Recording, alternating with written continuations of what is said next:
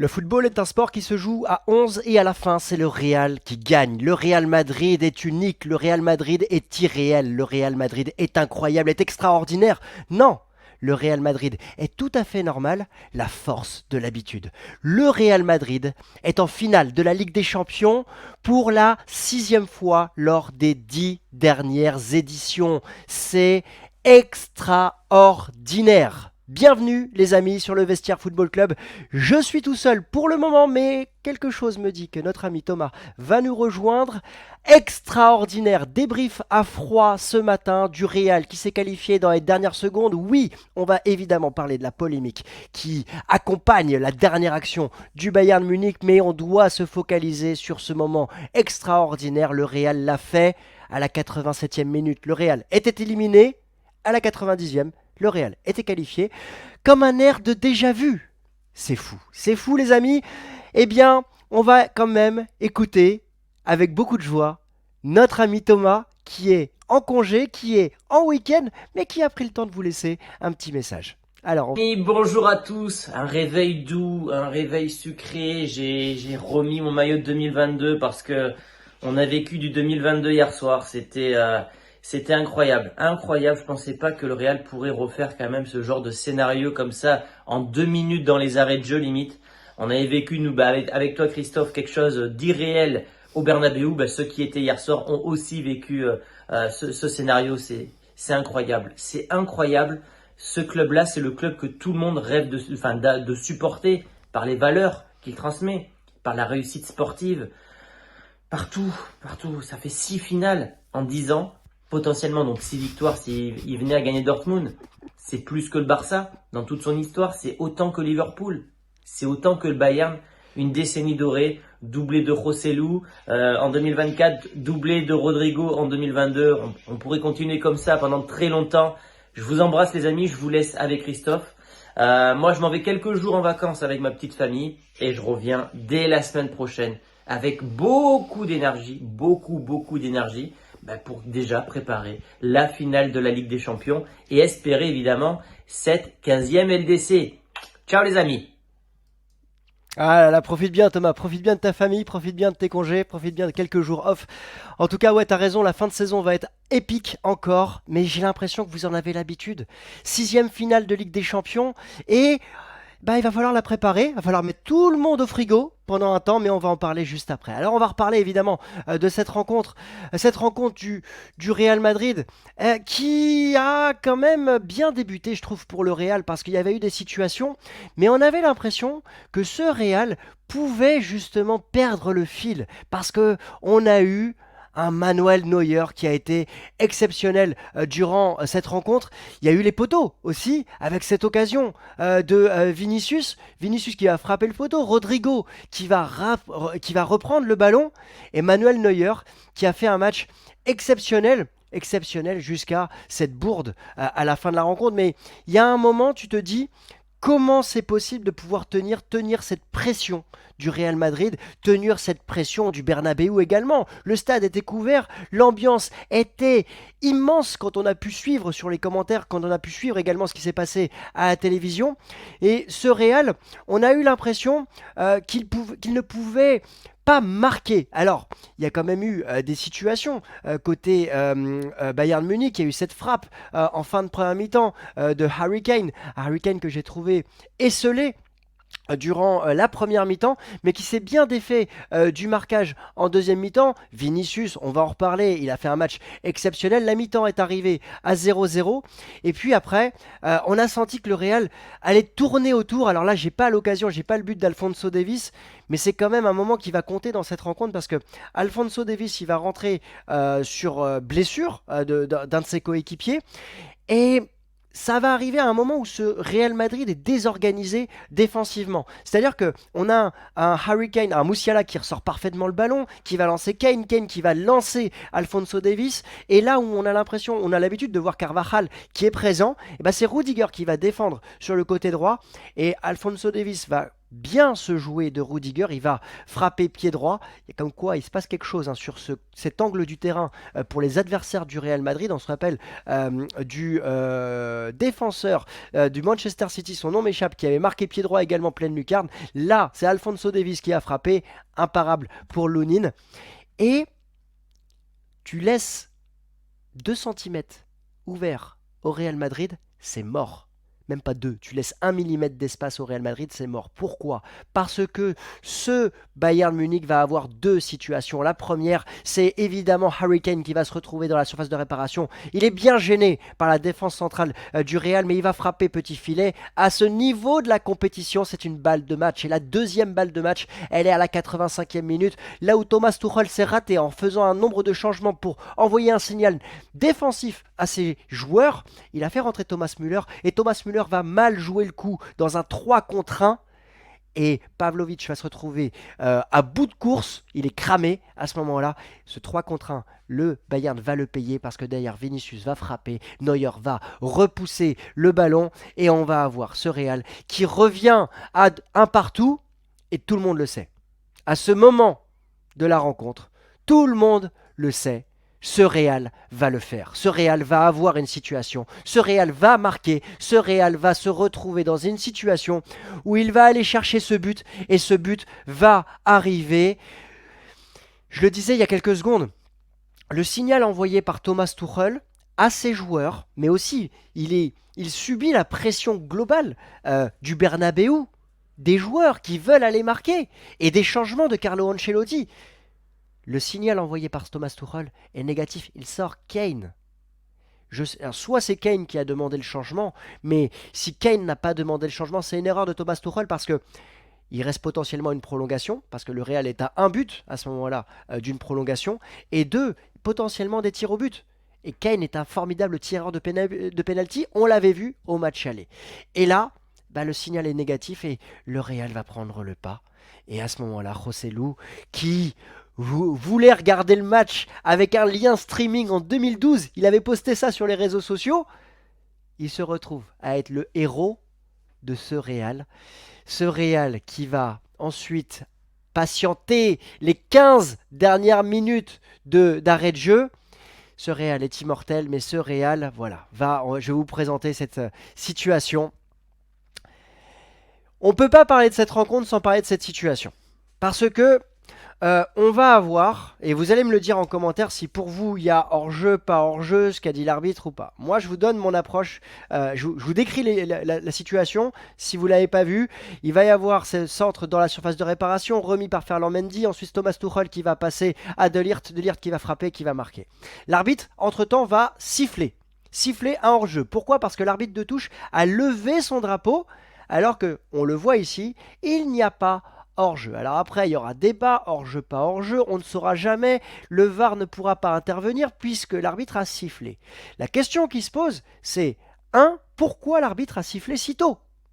Parce que, pour moi, il est mis sous pression globale de l'atmosphère générale. Mais on parle de l'arbitre de la finale de la Coupe du Monde. C'est potentiellement le meilleur arbitre du monde. Il aurait dû patienter. Parce que même si l'arbitre de touche a levé son drapeau, c'est l'arbitre central qui reste maître et qui aurait dû attendre. Après, il y a un élément aussi qu'il faut prendre en compte, et il est absolument important, c'est que les joueurs du Real Madrid ont entendu le coup de sifflet. Et ce coup de sifflet, il influe évidemment sur la gestion de Militao, qui ne joue pas le coup face à De Ligt, et elle joue aussi sur Lunin, qui ne joue pas l'action. On ne saura jamais ce qui va se passer, mais évidemment, du côté du Bayern Munich, on crie au scandale, et je ne peux pas faire ce débrief sans parler de ce qu'a dit l'arbitre de touche à De Ligt. Je suis désolé, j'ai fait une erreur, et on est en demi-finale de Ligue des Champions. Ça coûte cher. Ça coûte cher, ça n'enlève en rien la performance du Real Madrid, mais on aurait voulu quand même, pour la beauté du football, s'empêcher ce type de polémique. En tout cas, la presse, ce matin, en Espagne, est dithyrambique. La presse est exceptionnelle. La presse, évidemment, met en avant Joselu, du côté de la presse madrilène, bien évidemment, mais du côté de la presse barcelonaise, c'est la polémique de ce but refusé. Épique et polémique pour être très juste du côté du Mundo Deportivo. Mais cette photo, elle est exceptionnelle du côté de As avec ce rêve qui se lève du côté de Wembley avec Rossellou qui est le héros de cette rencontre. Exceptionnel Real Madrid. Je vous laisse une seconde évidemment pour me dire en commentaire quel est votre état d'esprit, votre émotion ce matin à la suite évidemment de cette qualification. Moi je vais passer à la suite évidemment de cette rencontre.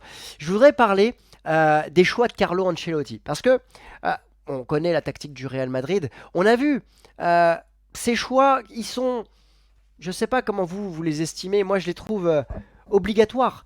C'est-à-dire que il fait sortir Rodrigo, il fait sortir également pas Camavinga, Tchouaméni qui fait pas forcément un très grand match, mais on voit l'impact de Camavinga dans cette rencontre. On voit aussi l'impact de Luka Modric.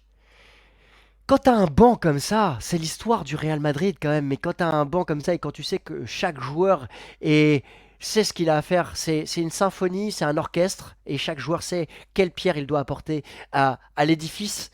Luka Modric, c'est lui qui va faire la tête sur le mauvais dégagement de Neuer pour récupérer le ballon, qui va lancer Bellingham, qui va lancer Vinicius, qui va frapper pied droit. On a un Carlo Ancelotti qui va faire rentrer ensuite Rossellou. Il n'a pas le choix, il n'a pas d'autre attaquant. Mais tu sais que quand tu as un joueur de cette trempe-là, il n'a rien à perdre. Il a tout à gagner. Et c'est ça aussi la construction d'un effectif. C'est ça aussi la construction et le management que doit avoir un entraîneur. Quelle beauté de voir Carlo Ancelotti. Quelle beauté pour le football, hein. Moi, je reste supporter de l'Olympique de Marseille, humblement. Mais quelle beauté pour le football de voir Carlo Ancelotti qui va disputer sa 6e finale de Ligue des Champions, qui chante à la Madrid à la fin. Et quelle beauté de voir ce Real Madrid, ce Carlo Ancelotti, disputer sa 6e finale. Il en a perdu une.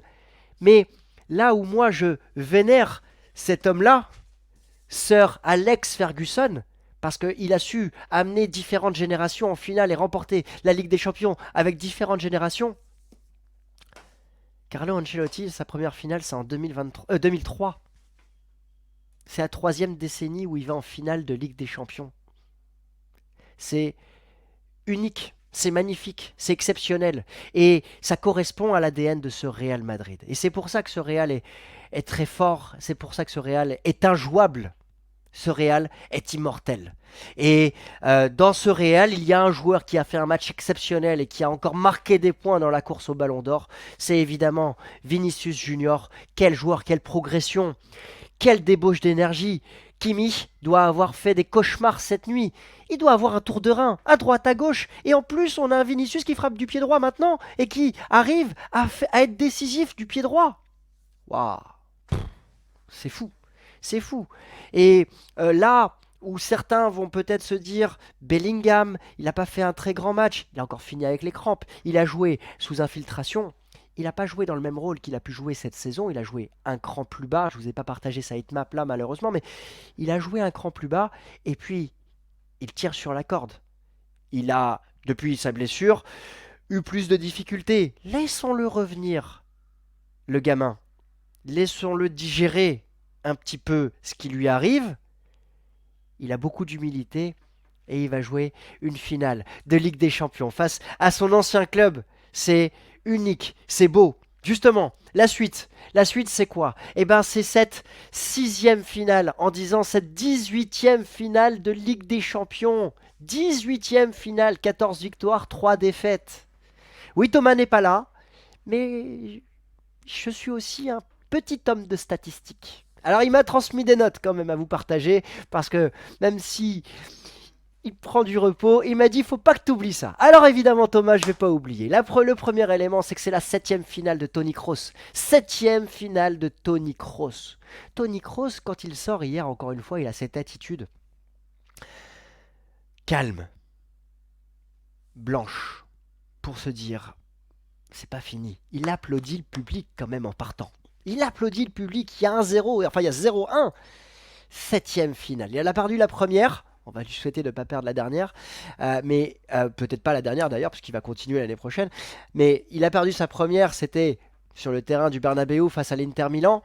Il a gagné en 2013 et ensuite il en a gagné 4 avec le Real Madrid. Thomas m'a parlé d'Antonio Pintus, mais bien évidemment qu'Antonio Pintus je le connais. Pourquoi je le connais? Parce qu'il est passé par l'Olympique de Marseille, il est passé par l'AS Monaco, entre autres aussi. C'est un grand homme, l'homme qui a su faire que cette équipe, physiquement, ne lâche jamais. Et c'est un point fondamental physiquement. J'aimerais bien avoir le nom du préparateur mental également de cette équipe du Real Madrid parce que il faut être présent mentalement dans ces derniers moments, mais bien évidemment. Et Rossellou, vous les avez vus, Thomas, tout à l'heure avec son maillot. C'est le maillot de Rossellou quand il jouait je ne sais plus où, il y a 2 saisons, 3 saisons, et qu'il supportait le Real Madrid. Rossellou qui a vécu une carrière honorable, mais qui sait quel est son rôle au Real Madrid et qui doit vivre des moments uniques et magnifiques. Mais j'ai envie de vous dire, quand tu respectes le maillot, quand tu respectes l'institution, quand tu respectes le club, il n'y a que des belles choses qui peuvent t'arriver. Et ce club, il n'y a rien qui est au-dessus de lui. Et l'histoire le montre. L'histoire le montre. On parle d'un club qui a remporté ses 5 premières Ligues des Champions dès lors que la Ligue des Champions a été créée. Et puis ce message de Florentino Pérez, il est assez sympathique, il est assez ironique également. Florentino Pérez, qui est l'homme qui a voulu, avec d'autres, créer la Super League, il est en train de montrer justement que peut-être que la Ligue des Champions, entre guillemets, c'est trop facile et qu'il faudrait peut-être créer quelque chose d'autre à ses yeux. En tout cas, ce Real va affronter Dortmund. Il va falloir aborder cette rencontre avec beaucoup d'humilité. Dortmund qui va jouer sa 3e finale de Ligue des Champions. La première, le Dortmund n'était pas favori. C'était contre qui? C'était contre la Juve. C'était en 1997. Et cette équipe de Matthias Sammer et de Lars Ricken avait marqué et avait battu la Juve de Zinedine Zidane et de Didier Deschamps, entre autres, avec un but magnifique de Lars Ricken. Et c'était à Munich. Cette équipe du Borussia Dortmund avait également affronté le Bayern Munich en 2013. On sait que c'est le Bayern qui l'avait emporté. Le Borussia Dortmund qui a sorti un Paris Saint-Germain qui a manqué d'humilité pour aller en finale. C'est pas moi qui le dis. Je vous laisserai lire la presse et vous verrez le nombre de personnes qui disent que le PSG a été arrogant face à cette équipe du Borussia Dortmund. Beaucoup d'humilité avant d'aborder cette rencontre, cette finale. C'est important pour le Real Madrid, mais il y a la force de l'habitude. Et puis il y a une équipe qui va jouer toute une saison. Ça va être une belle opposition de style et on va se retrouver évidemment ici sur le vestiaire pour vous faire vivre cette finale. On va vous retrouver parce que on va vous partager énormément d'informations sur le Borussia Dortmund, sur le Real Madrid. En tout cas, n'hésitez pas à nous dire quelle est votre émotion à l'issue de cette qualification, comment vous allez vivre ces 3 semaines avant la finale à Wembley. N'hésitez pas à liker, commenter, partager. Un petit mot pour Thomas, pour tous ceux qui sont encore présents. Un petit mot. Bonnes vacances. Ce serait sympa de lui dire. C'est des petites vacances, hein, je sais. Moi, j'ai pris 15 jours, lui, il prend 4 jours. Il va reprendre des jours. Vous inquiétez pas, il va se reposer, mais on va revenir chargé à bloc. En tout cas, bravo le Real. Dites-moi en commentaire ce que vous en avez pensé. On se retrouve très vite, dès qu'il y a une info. Et je vous dis, dites-moi juste bonne chance pour ce soir, s'il vous plaît. Bonne chance pour ce soir, parce que Marseille joue contre l'Atalanta Bergame. C'est à mon tour de stresser. Ciao les amis, bravo le Real. Allez l'OM, ciao.